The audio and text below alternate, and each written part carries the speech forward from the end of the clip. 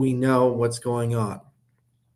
So FTX is a major financial player, and they do a little bit of everything, a little bit of the money transmission stuff, a little bit of the market making stuff, a little bit of the trading stuff, and they were led by Sam Brinkman-Fried. And SBF, as we all call him in the industry, was recently going on a tycoon surge. Throughout this year, he made or attempted to make many high-profile acquisitions, like the Voyager acquisition, for example. Now, Sam, on paper, apparently was worth quite a bit of money. He was a decabillionaire, so technically had assets over $10 billion. And the books of his organizations cumulatively were over that much as well. It looks like what's occurred is that FTX was, through a series of transitive relationships, closer to what occurred with Luna than people let on. So Luna, as many of you know, when it collapsed, created a cascading series of failures for things like Three Arrows Capital and others, and it's created an enormous amount of instability in the market that the market is still attempting to digest. There's an asset called Alameda that had a relationship with FTX, and that asset apparently got a bit too much value, and it's created a liquidity problem for Sam's empire.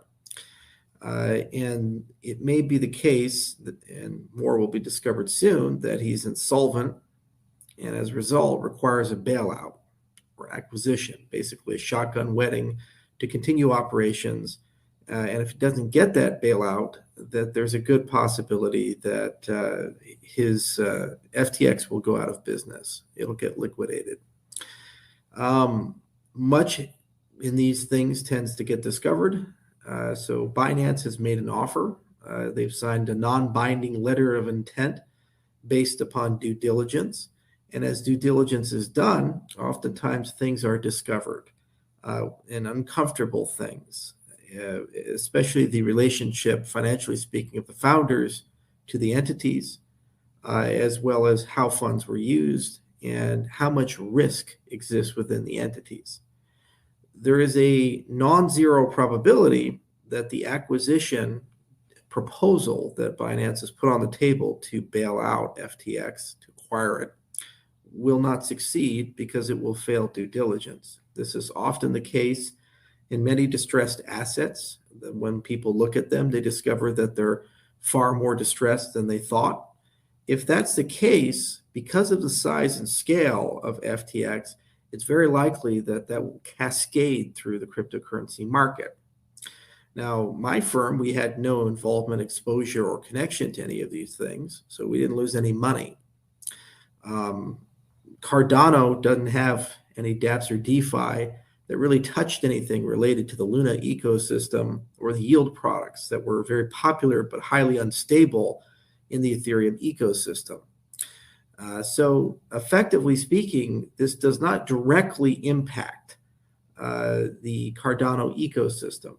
But as members of the broader cryptocurrency space, this will likely cause issues for all of us. In particular, there is the case that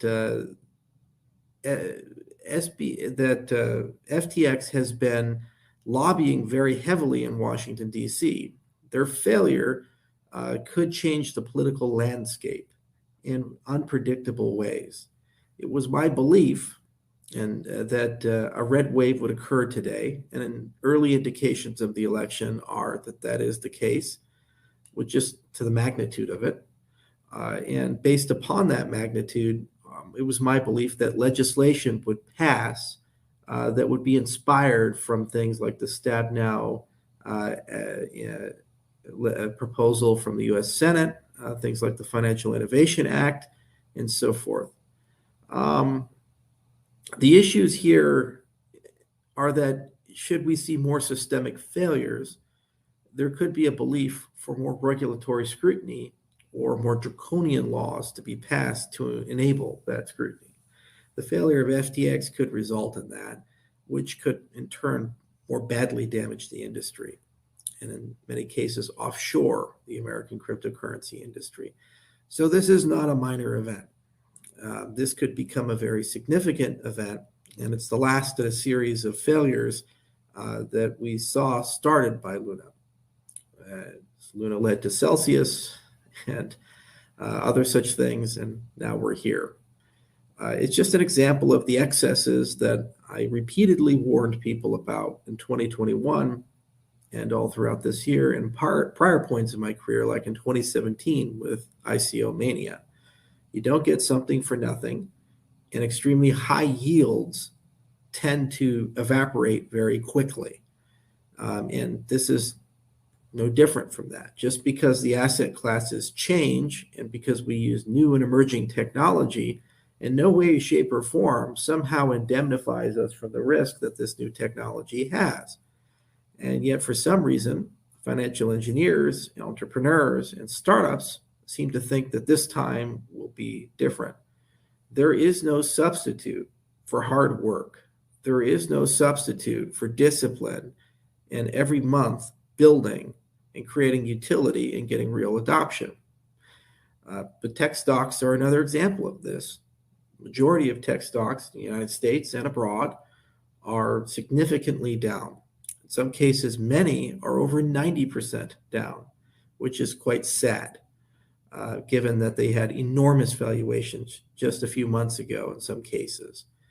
And so the crypto industry is just a microcosm of a macro trend that we've seen over the last few years of rampant asset inflation. So it's hard to know what's going to happen next. If the Binance acquisition goes through, there is a possibility that the markets could stabilize and that things will look good, or at least calm, and we can move on and continue to heal as we were doing before this event. If the acquisition fails, there is a possibility that a series of cascading failures will occur. And because of a lack of transparency, it is very difficult to know how deep these tentacles go. And it's entirely possible that other firms that were reliant upon FTX could also fail, similar to a 2008 financial crisis style event after the fail of Lehman Brothers and the threat of the failure of AIG.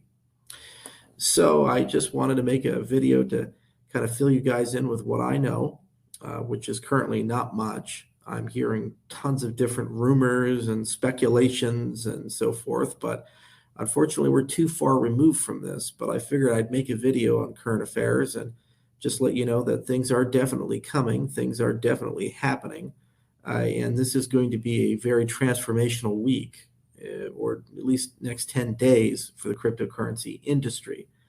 And it's another indication that we need to do things a little differently. And we need to think about things a little differently, both as participants